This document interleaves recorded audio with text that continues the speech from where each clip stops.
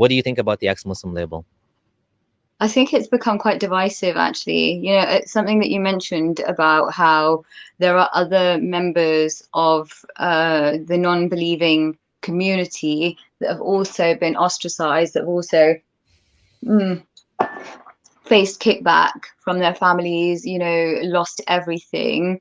I feel like no, I wouldn't say I feel like I witnessed ex-Muslims wanting to kind of shut down other non-believers because they think that they are the most oppressed of the non-believing community, which firstly is factually untrue. The only additional difference is that in Islamic countries you can be put to death for being a non-believer, but you can't say that in the West that you're the most like you're the most kind of marginalized, because it's just factually untrue. If you were sat in Saudi, you could probably say that.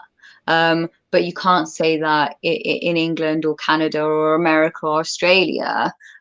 So I take issue with that. I think it's creating fractures within the atheist community as well. Mm-hmm. And I think that if you don't want to be part of the atheist mass, then you risk just creating another cult within that kind of within that demographic. What do most ex-Muslims claim to be the most oppressed? Yeah. I haven't heard this. I've heard, I mean, I have heard people saying that they are. So my take on the ex-Muslim label, my friend Reason on Faith Sohail has a blog post on this as well, and he just shared it, but I was going to share it anyways.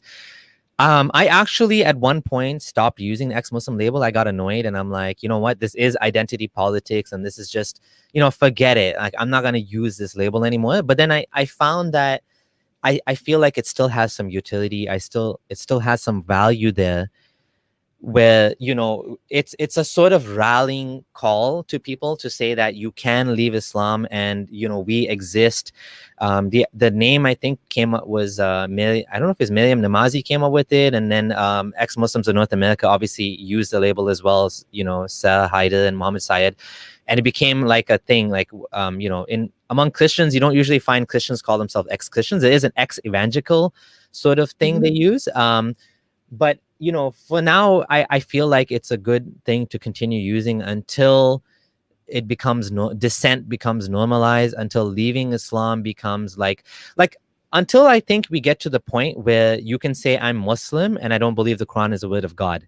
Kind of like you find some Jews using, like, there's Jews who say, I'm Jewish, but I don't believe in God. And it's like, how does that work? I guess in some sense, the Jewish label is also a sort of ethnicity. Is seen as an ethnicity as well.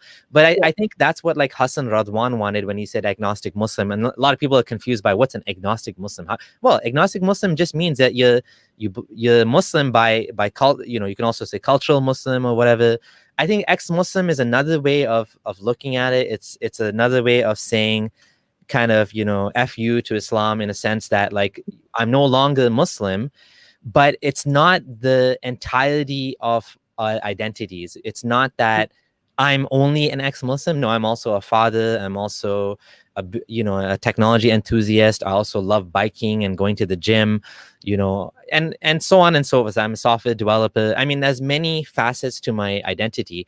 The activism, the ex-Muslim label is part of it, I feel. So yeah, that's my take on it. I mean, that's it, right? So the ex-Muslim label has become this thing that's all people see. You're right, it does feed into identity politics, and for that reason, it has become incredibly divisive, actually.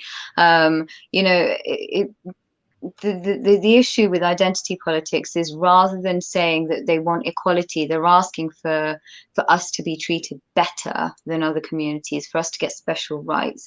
I think when that stops, then I'll be a bit more convinced that on it by itself, it's an important label to have. That isn't what I see, sadly.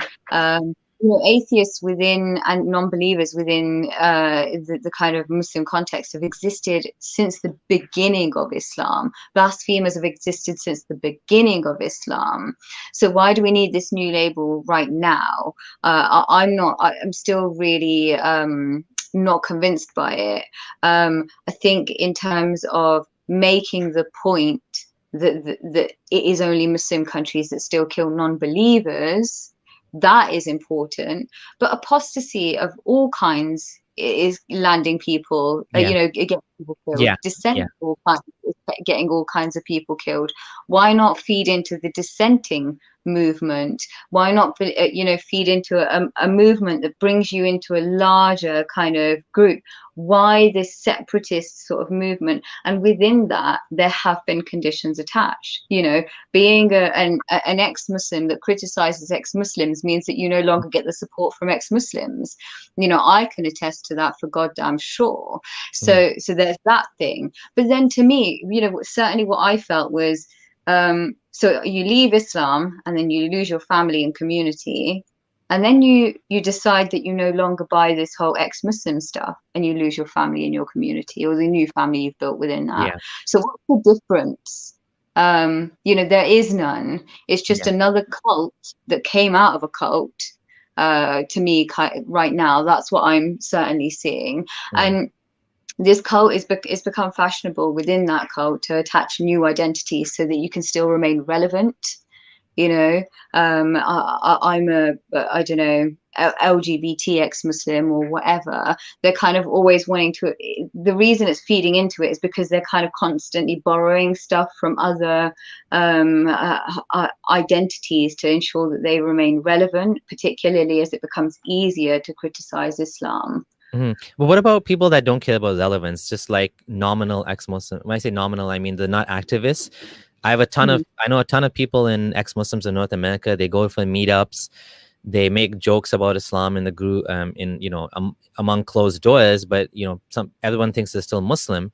They have no Mm. relevance to the community other than their own, And so from my perspective, I feel like there's many different things, overlapping issues here. There is some cultish sort of tribalistic thing going on because we humans are like that, and we tend to do that. We leave one group and we want to form another one.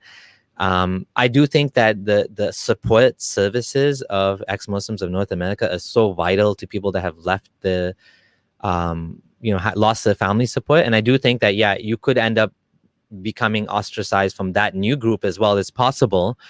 I don't know how often that happens, because I think that happens far less often, because if you insult Muhammad or something and you're not Muslim anymore and you can be attacked by your family or whatever. But I mean, I guess it's possible that you can be ostracized by ex-Muslims for other reasons, and that does happen. But I It's think definitely I do think we are probably a little bit more tolerant than Muslims are in general, because it's not a holy thing. Like, for example, if someone attacks Dawkins or whatever, like, yeah, I'm a fan of his books. I think he did good, scientific literacy. He brought it to the masses. But like, if he says something wrong, like, I don't really like. I'm like, yeah, it's wrong what he said. About, let's say, pedophilia, whatever.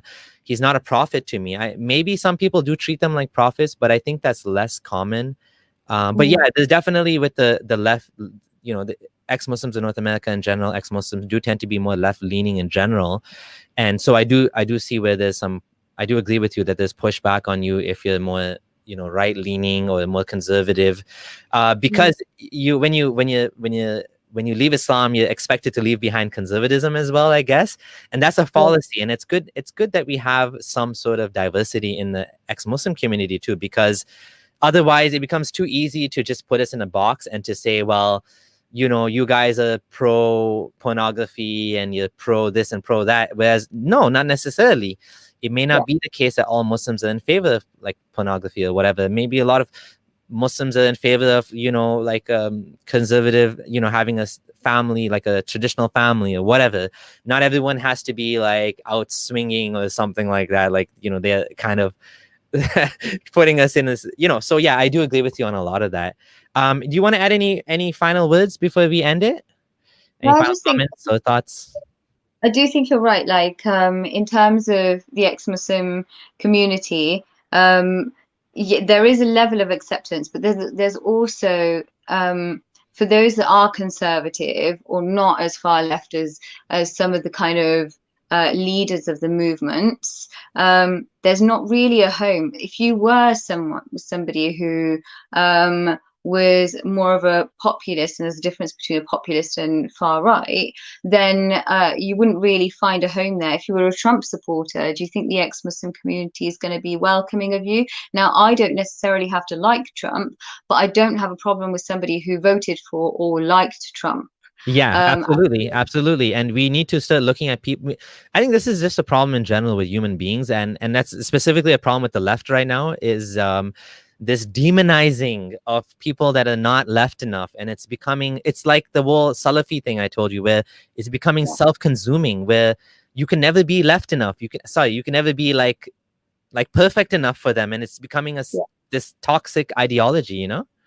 Yeah, well, that's it. Like most left-wing movements end up eating themselves up alive from the inside out until they're a shell of a movement and they're not really functioning for the purposes that they were set up. And that is where I see the ex-Muslim movement heading, really. But this is it, right? So a community of dissenters that don't really like dissenters within their own community, uh, that's a little bit of an issue, really. I don't really know where that goes. I think if you're for dissent, you have to be for all dissent, right? Even if it's Yeah, I agree. It's gone too far. It's gone too far. This cancel culture, this super woke culture, this like blocking, like it's becoming like totalitarian leftism now at the point, and I'm not an expert on this, but I do think it is going too far, and I do think that it's going to ultimately end up hurting ex-Muslims. It's already happening. I think it's already happening, but it's good that we have a diversity of voices and political perspectives and political views and ideologies among ex-Muslims. We're not a monolith for sure, and Mm. I hope that we have more respect and we're able to talk to each other more and not cancel each other as much. And yeah, I thank you so much for the conversation. Any final words you wanna end with? No, I mean, if you guys could plug For Freedoms, that would be really, really good. We've only just started. Our first video, like first preview, went up today. So we're hoping to kind of build on that. Would really like that. But other than that, no, I think we're good. It was a really good conversation. Thank you for having me.